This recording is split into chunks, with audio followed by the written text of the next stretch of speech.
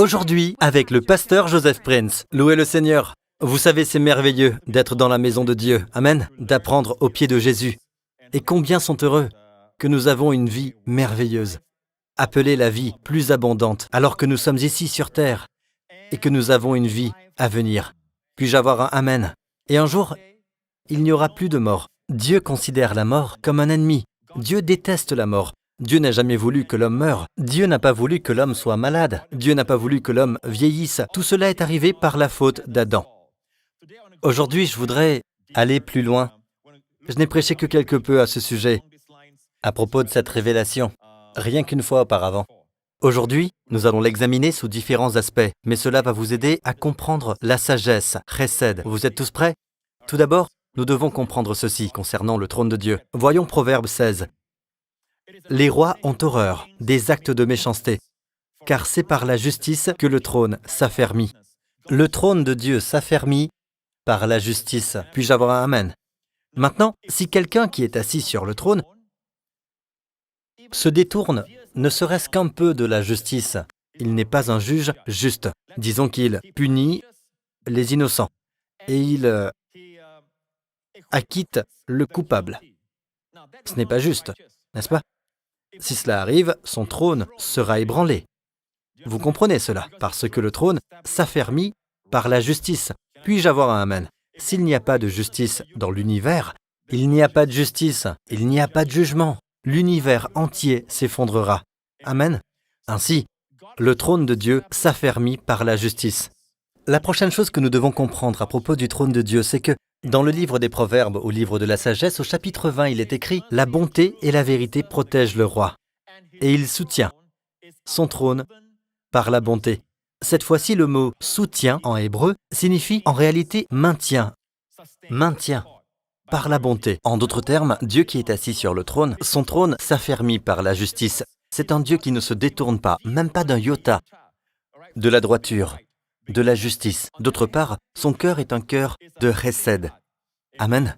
Donc pour être un souverain, qui signifie que vous êtes assis sur le trône et vous régnez souverainement, non seulement devez-vous être un souverain juste, mais vous devez tout observer et tout diriger en vous basant sur la justice, mais aussi être capable également de faire preuve d'amour, de bonté, de grâce, ou alors vous n'êtes pas un souverain. Car si le cœur de Dieu est plein d'amour, mais qu'il ne peut pas le montrer, il est donc limité, il n'est pas souverain. Mais si au contraire, il montre de l'amour au détriment de sa justice, alors il est injuste. Alors y a-t-il de l'incertitude? Oui. La Bible dit que la croix est la réponse. À la croix, nous voyons la justice de Dieu s'affermir. Comment? Jésus est mort sur la croix. Ce n'était pas vous et moi, n'est-ce pas? Qui est mort sur la croix? Le Fils de Dieu est mort sur la croix. Pourquoi doit-il mourir? Parce que la justice dit que si l'homme pêche, quelqu'un doit mourir. Jésus est mort à la place de l'homme. Nous voyons donc maintenant la justice s'affermir. Dieu n'a pas dit « Bon d'accord, vous n'avez pas à mourir. Il n'y a pas de punition. » Non, elle s'est affermie. Par contre, où voyons-nous l'amour de Dieu, sa bonté, son chesed? On le voit dans le fait que c'est Jésus qui est mort, pas nous. C'est Jésus qui a porté notre châtiment, pas nous.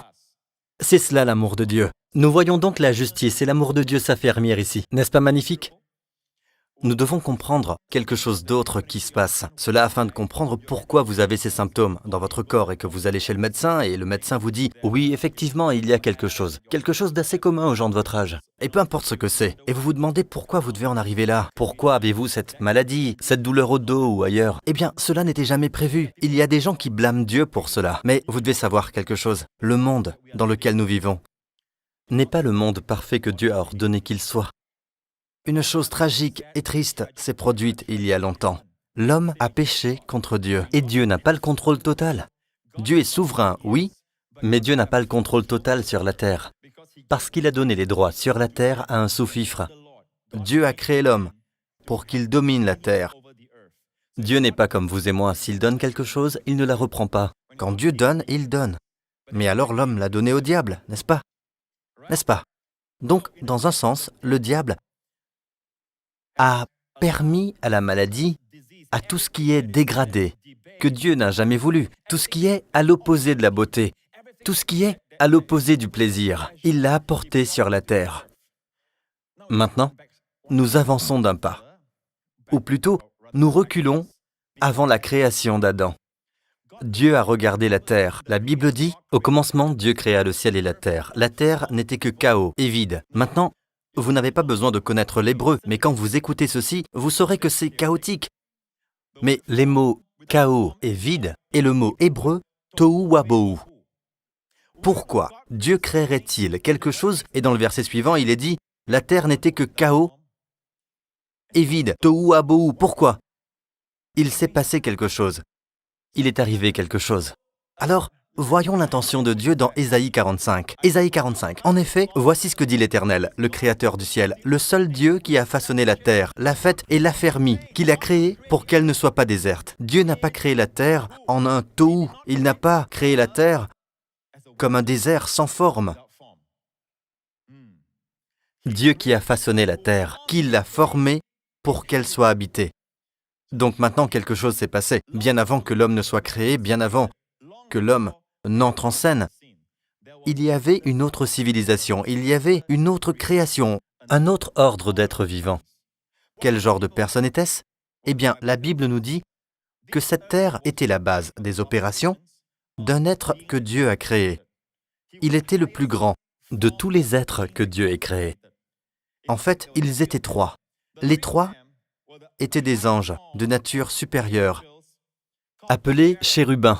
Des chérubins, ou chervim en hébreu. Les chérubins sont des créatures fortes,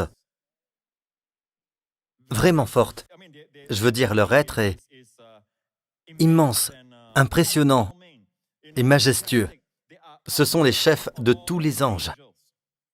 Ils étaient donc trois. Maintenant, voyons l'un d'eux, dans Ézéchiel 28. Tu étais en Éden, le jardin de Dieu. Tu étais couvert de toutes sortes de pierres précieuses. Tu étais en Éden. Éden, le jardin de Dieu. Qui d'autre était en Éden? Adam. Cela signifie que Lucifer, qui est devenu Satan plus tard, il s'appelait Lucifer, d'accord? Il est devenu Satan. C'était un ange appelé Lucifer. Et il était en Éden, sur la terre, bien avant l'arrivée de l'homme. Il s'est passé quelque chose. Une catastrophe, une chose tragique pour qu'il n'exerce plus, vous savez, de domination sur la terre. Et bien sûr, il veut la récupérer, mais la chose est que la Bible nous dit qu'il était en Éden. Très intéressant. Dieu dit dans le jardin de Dieu, « Tu étais couvert de toutes sortes de pierres précieuses, de sardoine, de topaze, de diamants, de chrysolite, d'onyx, de jaspe, de saphir, d'escarboucle, d'émeraude ainsi que d'or. Tes tambourins et tes flûtes étaient à ton service, préparés pour le jour où tu as été créé. » Ne me demandez pas d'expliquer ça, mais il était une créature étonnamment belle. Je ne sais pas comment les instruments de musique étaient créés en lui, mais il était fait de musique. Le verset suivant. Tu étais un chérubin protecteur aux ailes déployées. Ah, le chérubin protecteur aux ailes déployées. Pour couvrir quoi? Le diable a une onction, mais il est déchu. Alors tu étais le chérubin protecteur aux ailes déployées pour couvrir quoi? Je t'avais installé, et tu y étais, sur la sainte montagne de Dieu. Tu marchais au milieu des pierres étincelantes. Tu as été intègre dans ta conduite, depuis le jour où tu as été créé, et ce, jusqu'à ce qu'on trouve de l'injustice chez toi. Il est devenu orgueilleux. Dans le livre d'Ésaïe, il nous est dit qu'il est devenu orgueilleux. Il dit « Je monterai au sommet des nuages, je ressemblerai au Très-Haut ». En fait, ils étaient à côté du trône de Dieu. Ils étaient les plus rapprochés du trône de Dieu. Donc, le péché originel du diable est l'orgueil. Et il était le chérubin protecteur. Je voudrais donc faire une pause ici et vous montrer quelque chose au sujet du chérubin et de ce qu'il couvre. Regardez l'arche d'alliance sur cette photo ici. C'est une image du trône de Dieu dans l'Ancien Testament. Dieu a dit à Moïse de le construire selon ce que Moïse vit dans une vision sur le mont Sinaï. Dieu lui dit « Aie soin d'exécuter tout ce travail exactement selon le modèle qui t'a été montré sur la montagne. » Il a donc vu une image du trône de Dieu. Et voici un modèle, d'accord? Un modèle pour nous ici sur Terre. Ça ne veut pas dire que le vrai trône de Dieu ressemble à cela. Mais le vrai trône de Dieu est couvert par des chérubins. Et vous voyez les deux chérubins qui s'y trouvent? Il y en a deux. Regardez ce que dit Exode 25 à ce sujet. Descendons au verset 20. Les chérubins étendront. Chérubin avec un S, donc deux chérubins. Les chérubins étendront les ailes par-dessus le propitiatoire. Ils le couvriront de leurs ailes. Il y a donc en fait des chérubins qui couvrent. Qui couvrent quoi? Le trône de Dieu. Vous vous souvenez de ce que Dieu a dit, Lucifer qui est devenu Satan. Qu'est-ce que Dieu a dit de lui? Tu étais le chérubin protecteur aux ailes déployées. Alors maintenant, il nous en manque un, n'est-ce pas? Alors pourquoi ont-ils été créés? Ils ont été créés pour être les gardiens de la justice de Dieu. Ils ont été créés pour être les gardiens de la sainteté de Dieu et de sa justice. Revenons encore une fois à cela. Donc maintenant, cette nouvelle terre qui a été rénovée, reproduisez-vous, devenez nombreux. Dieu a créé un être appelé l'homme. Et le diable a vu que Dieu aimait l'homme tendrement. Dieu a donné à l'homme tout ce dont il avait besoin. C'est un être qui ne peut pas tout comprendre, créé légèrement inférieur aux anges. Et pourtant, il est devenu l'objet de l'amour de Dieu et de ses tendres soins. Et le diable, il a commencé à regarder tout cela et il y a évidemment la jalousie, bien sûr, car la terre était autrefois son droit. Et il a vu l'homme prendre sa place, un sous-fifre, si vous me permettez le terme, ayant la domination sur la terre, chose qu'il avait auparavant. Il est maintenant un paria. Alors il s'est dit, si je peux les pousser à pécher, il serait intéressant de voir comment Dieu les aimera. Compromettra-t-il sa justice? Quel était son but? Que Dieu compromette sa justice. Vous me suivez jusqu'ici? Parce qu'en tant que chérubin protecteur aux ailes déployées, quel est son rôle? Quel est son rôle en tant que chérubin protecteur qui couvre? Il est le gardien de la justice de Dieu. Donc, même si le diable est déchu, il se considère toujours comme le gardien de la justice de Dieu. Ne soyez donc pas surpris. Le diable se présente aujourd'hui avec une attitude prétentieuse, vaniteuse et d'autosuffisance. Et la prédication et l'enseignement sont comme ça. Donc, vous connaissez tous l'histoire. Il a poussé l'homme à pécher. L'homme a chuté et Adam et Ève ont réalisé qu'ils étaient nus. Jamais auparavant. Et alors, ils se sont trouvés une petite feuille de salade. Ce n'est pas bon. Dieu dit non, il n'y a pas de sang. Sans effusion de sang, l'homme dit, je n'ai pas besoin que du sang soit versé. Et Dieu dit non, le péché est grave. Le sang, le jugement. Le sang, c'est un jugement, d'accord? Il doit y avoir un jugement. Savez-vous qui a couvert l'homme d'habits en peau? Dieu. Dieu a été le premier à tuer un animal pour couvrir Adam et Ève avec des habits en peau. Quand l'homme subvient à ses besoins, c'est insuffisant. Quand Dieu pourvoit, tout est suffisant pour l'éternité, parce que c'est Dieu qui pourvoit. Dieu a donc été le premier à tuer un animal. Quand Adam et Ève ont revêtu des habits en peau, il y avait du sang partout. Sans la couverture de sang, notre péché sera exposé. Amen. Le diable visait donc le trône de Dieu, mais il a trouvé un compromis. Jusqu'à présent, Dieu a dit à l'homme d'apporter une offrande. Il y a eu cette offrande. Avec l'offrande, vous dites « je mérite de mourir », mais je pose mes mains sur cet agneau et cet agneau meurt à ma place. Le juste pour les injustes. Et le diable dit « je ne peux rien y faire maintenant, parce que c'est légal, c'est bien ». D'accord? Attendons. Donc, les 3 fois où j'ai vu qu'il apparut personnellement fut l'histoire de Job, puis celle de José, le grand prêtre, dans le livre de Zacharie, et ensuite l'histoire de David, qui recense le peuple. Je ne vais donc pas m'y attarder aujourd'hui car le temps presse. Pour en revenir, je veux juste vous dire que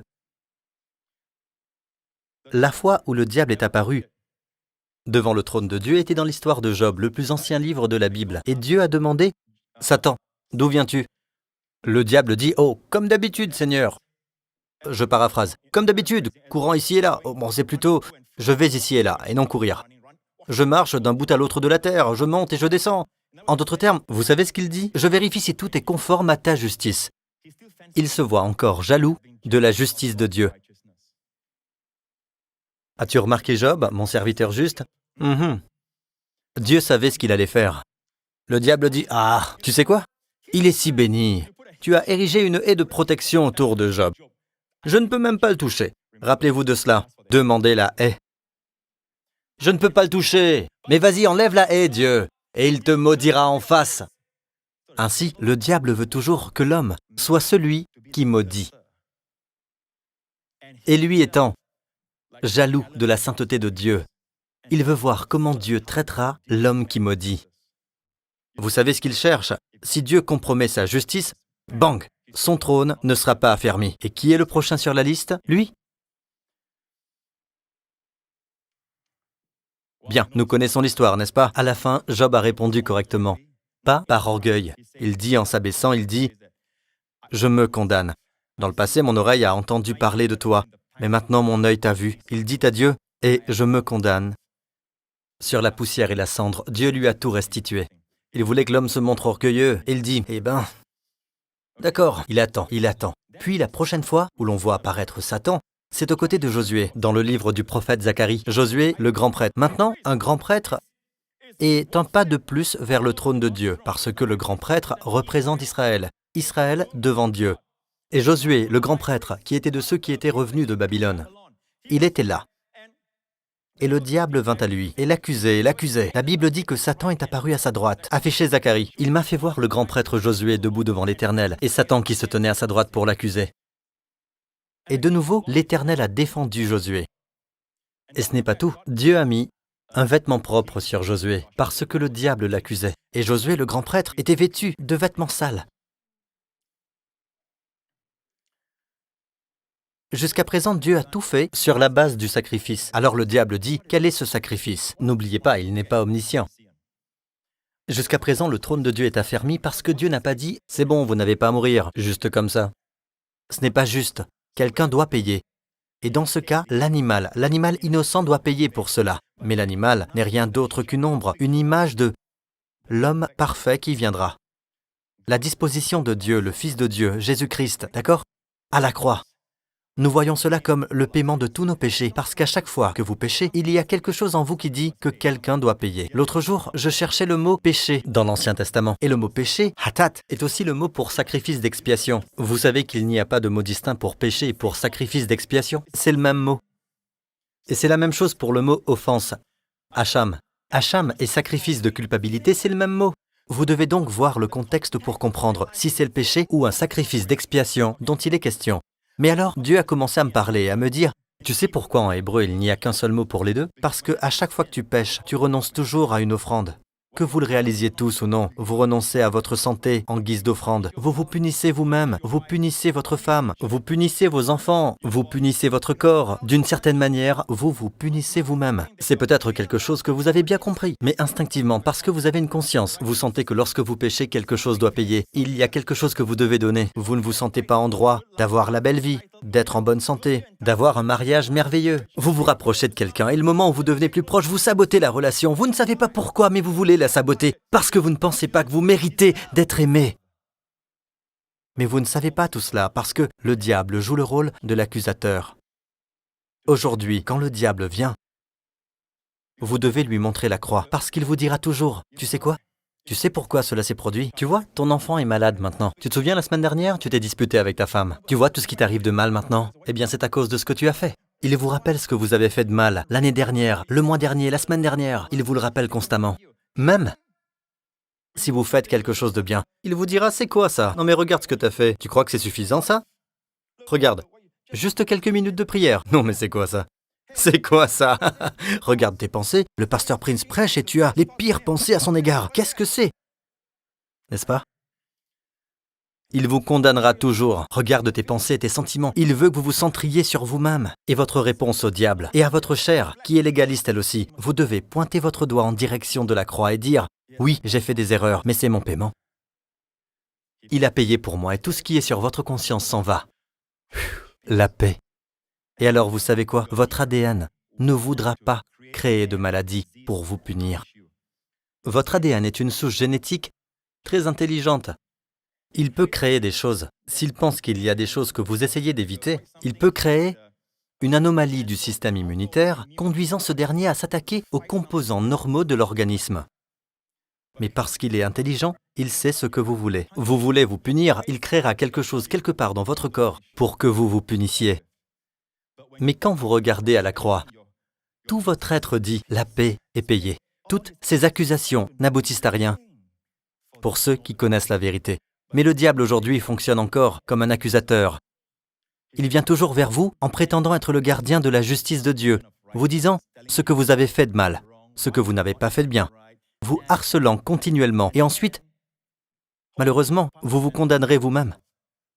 par la maladie, l'infection, les problèmes mentaux, tels la dépression. Beaucoup de personnes qui sont déprimées, tout ce à quoi elles peuvent penser, c'est elles-mêmes, leurs idées très sombres. Et le diable vient et il accuse, sans arrêt. Laissez-moi vous dire que le monde a besoin de bonnes nouvelles. Je le répète, le monde a besoin de bonnes nouvelles. Aujourd'hui, regardez bien. Il vient toujours vers les gens. Et votre chair est toujours la même. Votre chair vous condamnera et vous dira des choses telles que « Vous savez pourquoi vous ne méritez pas une belle vie ? À cause de toutes les choses que vous avez faites. Vous savez quoi ? C'est trop beau pour être vrai. Vous croyez ce prédicateur, vous le croyez, c'est trop beau pour être vrai, vous le savez. » Il accuse encore et encore. Alors, qui pourra payer pour vos péchés, vous-même ? Nous nous retrouvons donc à nouveau dans cette situation. Nous ne réalisons pas à quel point les nouvelles sont bonnes. Aujourd'hui, Dieu peut être juste à cause de ce que Jésus a fait. Je vous dis que lorsque le voile s'est déchiré, pendant des années, j'ai entendu dire que nous pouvons aller dans la présence de Dieu. Comme si, vous savez, comme si que Dieu tenait le voile là-haut pour nous empêcher d'entrer. Non, mon ami. Quand le voile s'est déchiré, Dieu est sorti. Amen. Dieu est sorti et a dit « Bienvenue à la maison, les enfants ». Mon ami, si tu dis « Je veux recevoir ce chesed de Dieu », je veux recevoir tout ce que Jésus a fait pour moi. Mon ami, je t'annonce que Dieu est juste, en vous rendant juste à cause de ce que Jésus a fait. Si cela s'applique à vous, dites cette prière avec moi. Dites « Père Céleste, je crois que sur cette croix, Jésus-Christ est mort pour mes péchés. Il était mon remplaçant, portant tout mon jugement et ma condamnation. Il est mort à ma place. Tout le jugement qui m'était dû est terminé, épuisé à la croix. Le troisième jour, Dieu le Père, tu as ressuscité Jésus d'entre les morts. Toi seul peux donner la vie, et tu l'as ressuscité comme une proclamation que tous mes péchés qu'il a portés il y a 3 jours ont été tous pris en charge, enlevés. Merci mon Père, je me tiens devant toi, justifié, saint, irréprochable, victorieux, un vainqueur. Je reçois cette victoire. Jésus-Christ est mon Seigneur, au nom de Jésus. Amen, levez-vous. Mes amis, vous êtes les messagers de la bonne nouvelle. Vous tous, d'accord ? Dites à vos collègues, dites à vos amis, amen, n'argumentez pas avec eux. Dites-leur simplement que Dieu les aime. Et Dieu est maintenant juste en les rendant justes. Dieu ne compromet son trône en aucune façon, parce que la croix de Jésus a libéré Dieu. Amen. Pour fonctionner dans la justice, ainsi que dans le chesed, la bonté et la vérité. Amen. Levez vos mains, vous tous ici présents. Même en ce moment, certains d'entre vous sentent que vous ne méritez pas d'être pardonnés. Je n'ai pas observé un bon régime alimentaire, je n'ai pas fait d'exercice ou quoi que ce soit. Et le diable vous incite à vous déclarer forfait dans votre esprit, vous disqualifiant à vos propres yeux. Et donc, vous ne recevez pas la santé comme un cadeau. La santé est un cadeau. Par tous les moyens, faites de l'exercice. Par tous les moyens, mangez bien. Mais la santé est un cadeau. Les personnes que Jésus a guéries, il ne les a pas qualifiées au départ. Il les a guéries. Puis sa guérison, sa bonté, les a conduits à la repentance. Mais c'est après, et non avant, ils ont reçu en premier. Alors maintenant, que le Seigneur vous bénisse, vous et vos familles. Tout au long de cette semaine, le Seigneur vous garde, vous et vos proches, de tout mal, de tout danger, de toute maladie, due à l'épidémie de grippe, au nom de Jésus. Que l'Éternel fasse briller son visage sur vous et vous accorde sa grâce. Que l'Éternel se tourne vers toi et tes proches et vous accorde, à vous et à vos proches, et à chaque fibre de votre être, son shalom, son bien-être et sa santé, au nom de Jésus. Que Dieu vous bénisse, je vous aime. Amen.